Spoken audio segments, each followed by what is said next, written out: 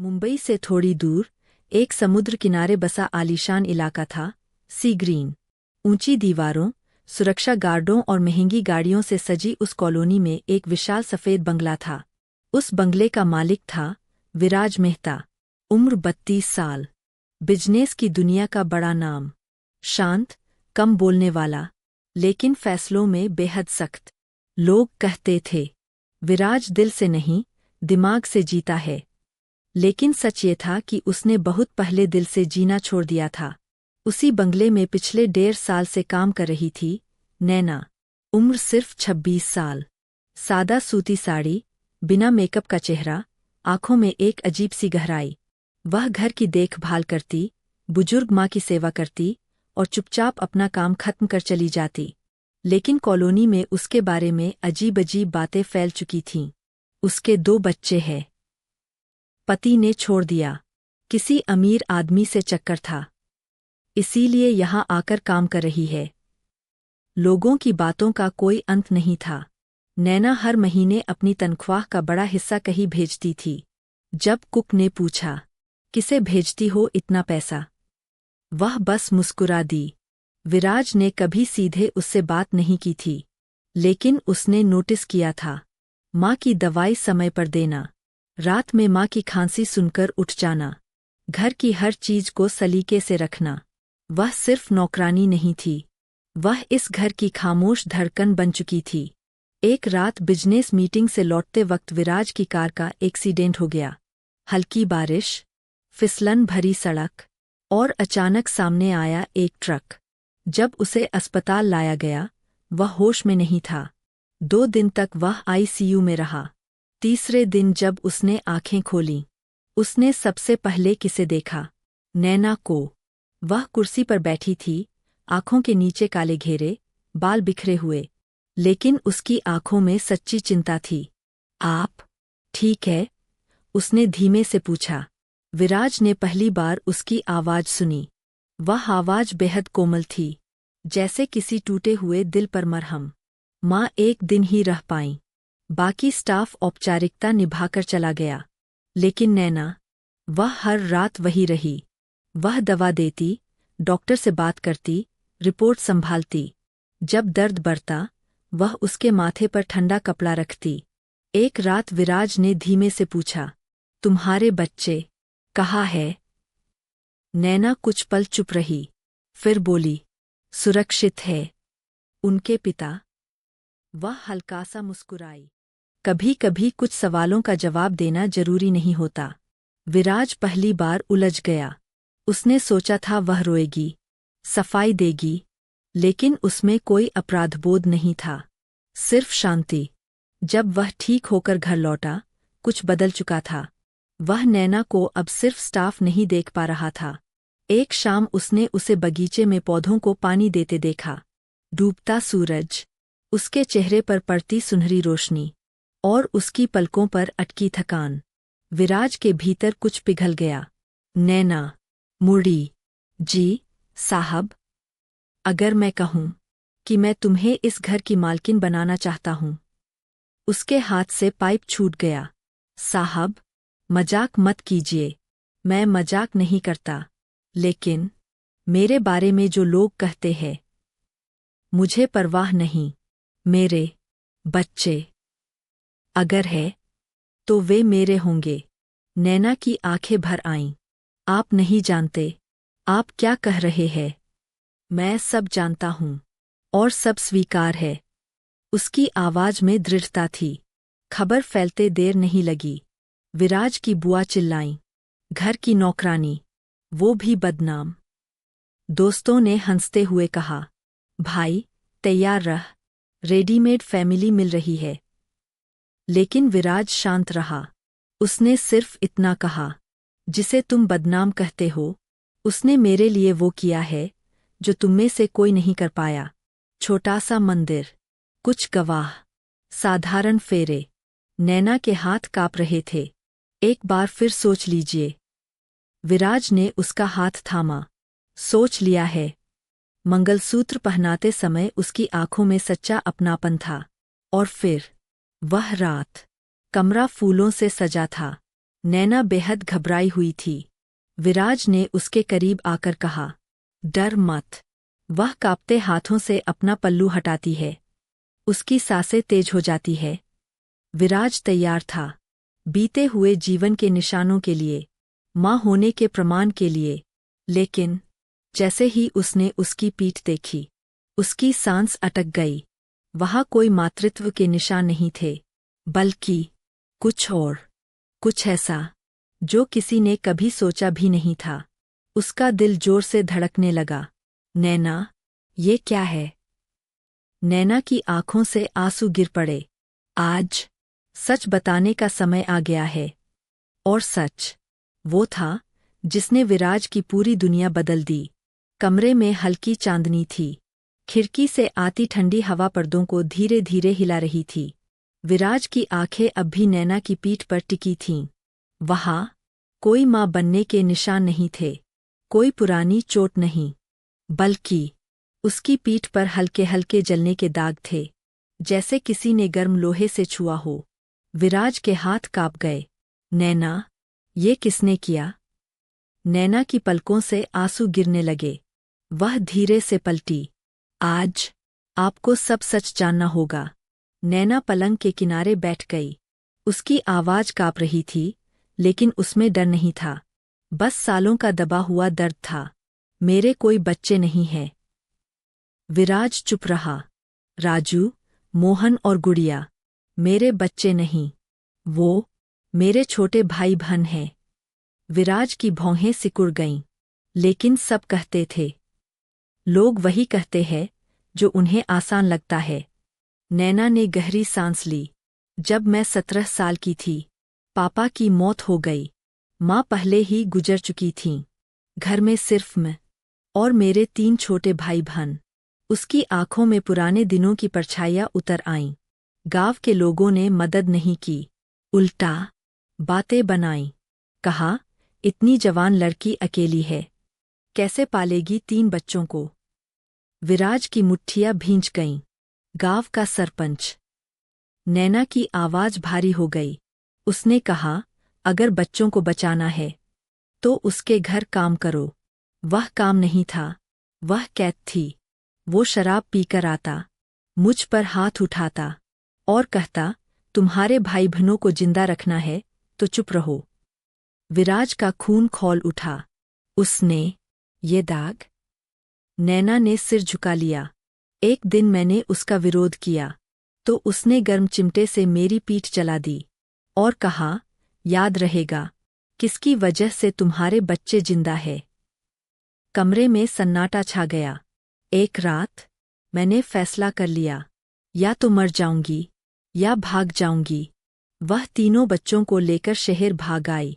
यहाँ आकर उन्हें एक बोर्डिंग स्कूल में डाला, नाम बदल दिया और खुद काम ढूंढने लगी। विराज को याद आया, हर महीने पैसा भेजना। मैंने जानबूझकर लोगों को सच नहीं बताया। अगर सबको पता चलता कि मेरे भाई बहन हैं तो सवाल और बढ़ते। इतनी जवान लड़की, 3 बच्चों के साथ। इसलिए मैंने चुप रहना चुना। विराज की आंखें भर आईं। तुमने अकेले ये सब झेला? नैना हल्का सा मुस्कुराई। मोहब्बत हमेशा किसी मर्द से नहीं होती साहब, कभी कभी अपने परिवार से भी होती है। विराज का दिल जैसे किसी ने कसकर पकड़ लिया। वह उसके सामने घुटनों के बल बैठ गया। तुमने मुझसे पहले क्यों नहीं कहा? आपने कभी पूछा ही नहीं, और जब पूछा तब भी मैंने सोचा आप भी बाकी लोगों जैसे सोचेंगे। विराज ने उसका चेहरा अपने हाथों में लिया। मैंने तुमसे शादी इसलिए नहीं की कि मुझे तुम पर तरस आया, मैंने इसलिए की क्योंकि मैं तुमसे प्यार करता हूँ। नैना की आंखें पहली बार चमक उठीं। पहली बार सच्चा अपनापन। उस रात कोई शारीरिक जल्दबाजी नहीं थी। विराज ने धीरे से उसकी पीठ पर हाथ रखा। जहाँ दाग थे, ये निशान तुम्हारी कमजोरी नहीं है, ये तुम्हारी ताकत है। नैना रो पड़ी। सालों बाद किसी ने उसके घावों को छिपाने की कोशिश नहीं की, उन्हें सम्मान दिया। विराज ने उसे सीने से लगा लिया। अब तुम अकेली नहीं हो। सुबह की धूप कमरे में आई। नैना की आंखें खुली तो उसने पहली बार खुद को सुरक्षित महसूस किया। विराज उसे देख रहा था। आज हम गांव चलेंगे। क्यों? तुम्हारे उस सरपंच से हिसाब बराबर करने। नैना डर गई। नहीं, मैं फिर उस अंधेरे में नहीं जाना चाहती। विराज ने उसका हाथ थामा। इस बार तुम अकेली नहीं जाओगी। 2 दिन बाद काली एसयूवी गांव में दाखिल हुई। लोगों की नजरें ठिठक गईं। सरपंच के घर के बाहर गाड़ी रुकी। विराज उतरा। नैना उसके साथ थी, लेकिन इस बार सिर झुकाकर नहीं। सरपंच ने उन्हें देखकर व्यंग्य से हंसा। अरे, शहर वाली बहू आ गई। विराज ने उसकी कॉलर पकड़ ली। जिस लड़की को तुमने जलाया था, आज वो मेरी पत्नी है। सरपंच का चेहरा उड़ गया। सबूत है तुम्हारे पास? विराज मुस्कुराया। तुम्हारी आवाज रिकॉर्ड है, और तुम्हारे घर के नौकर गवाही देंगे। असल में विराज ने पहले ही सब पता कर लिया था। कुछ ही हफ्तों में केस चला। सरपंच की कुर्सी छिन गई। उसे सजा हुई। गांव वालों की निगाहें बदल गईं। वही लोग जो फुसफुसाते थे, अब कहते थे, नैना, हमें माफ कर दो। लेकिन नैना के लिए सबसे बड़ी जीत थी अपने डर को हराना। विराज ने कहा, अब तुम्हारे भाई बहन यहीं हमारे साथ रहेंगे।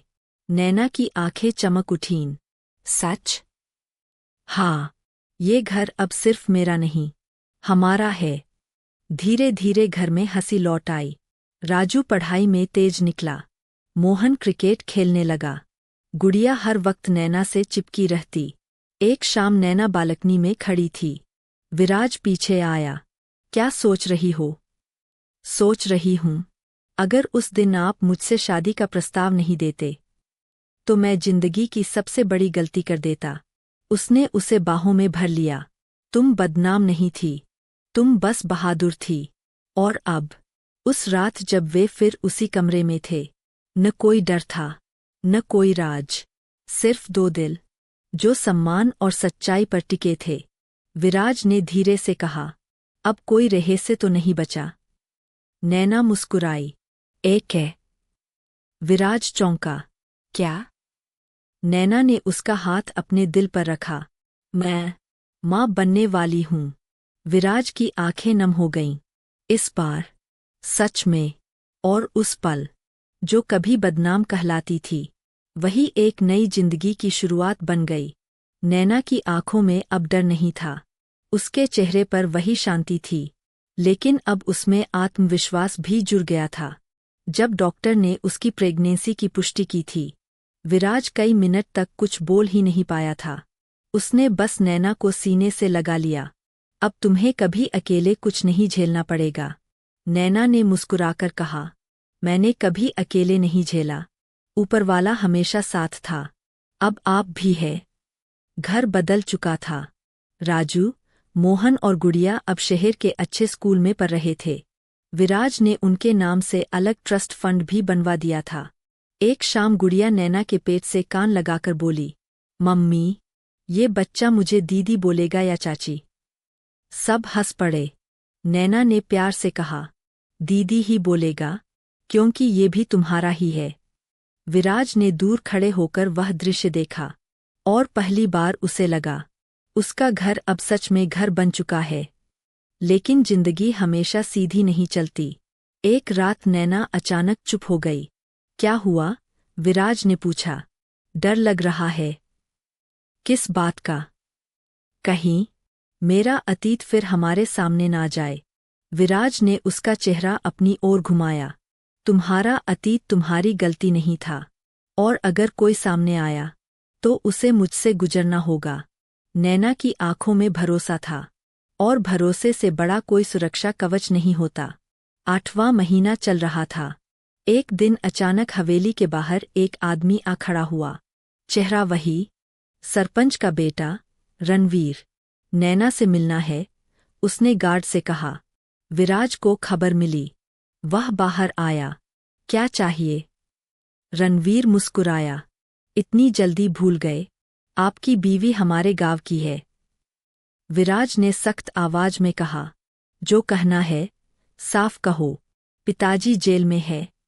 लेकिन उनकी जमीनें अब भी हमारी है। और उस जमीन पर तुम्हारे ससुर की आधी हिस्सेदारी थी। विराज चौंका।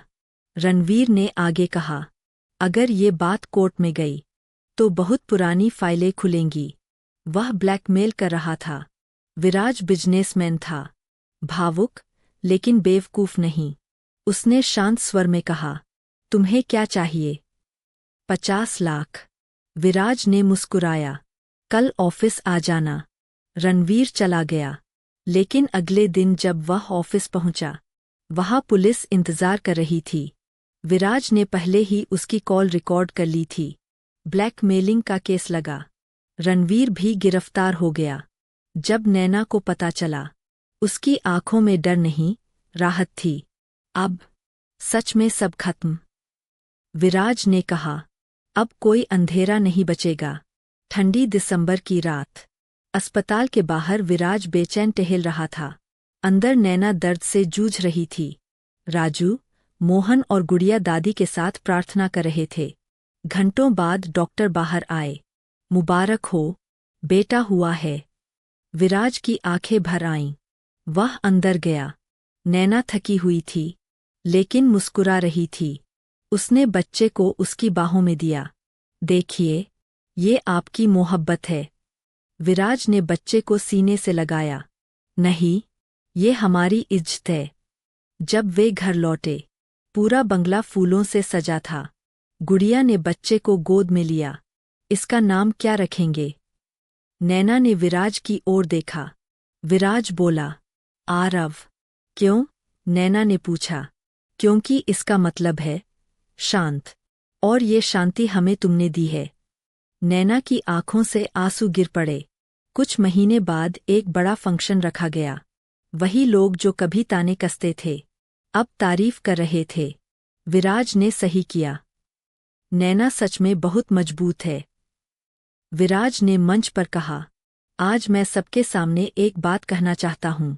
जिस औरत को तुमने बदनाम कहा, वो मेरी जिंदगी की सबसे पवित्र इंसान है। उसने अपने परिवार के लिए जो किया, वो कोई कमजोर औरत नहीं कर सकती। पूरा हॉल तालियों से गूंज उठा। नैना की आंखों में गर्व था। एक रात, बच्चे सो चुके थे। कमरे में हल्की खुशबू थी। विराज ने नैना को पास खींचा। याद है, पहली रात? नैना मुस्कुराई। जब आपको मेरे दाग दिखे थे। हाँ, उस रात मैं तुमसे प्यार में पड़ा था। और आज मैं तुम्हारे बिना अधूरा हूँ। उसने धीरे से उसकी पीठ पर हाथ रखा। वही पुराने दाग, लेकिन अब वो दर्द की याद नहीं थे, जीत की कहानी थे। उस रात कोई डर नहीं था, कोई राज नहीं था। सिर्फ 2 लोग थे, जिन्होंने मोहब्बत को इज्जत से सींचा था। 5 साल गुजर गए। राजू इंजीनियरिंग पर रहा था। मोहन स्टेट क्रिकेट खेल रहा था। गुड़िया डॉक्टर बनने का सपना देख रही थी। आरव स्कूल जाने लगा था। एक शाम समुद्र किनारे पूरा परिवार बैठा था।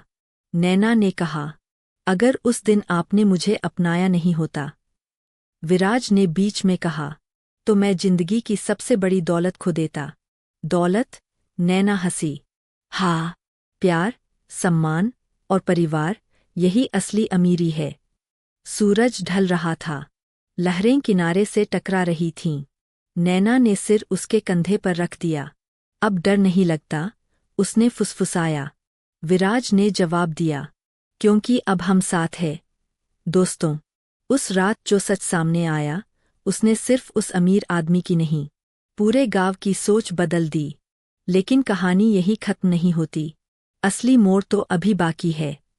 अगर आप जानना चाहते हैं कि आगे क्या हुआ, क्या उस शादी का सच सबके सामने आया, क्या वो नौकरानी सच में वैसी थी जैसा लोग सोचते थे, तो अभी इस चैनल को सब्सक्राइब कर लीजिए, क्योंकि यहाँ मिलती है ऐसी ही दिल को छू लेने वाली और सोच बदल देने वाली कहानियाँ।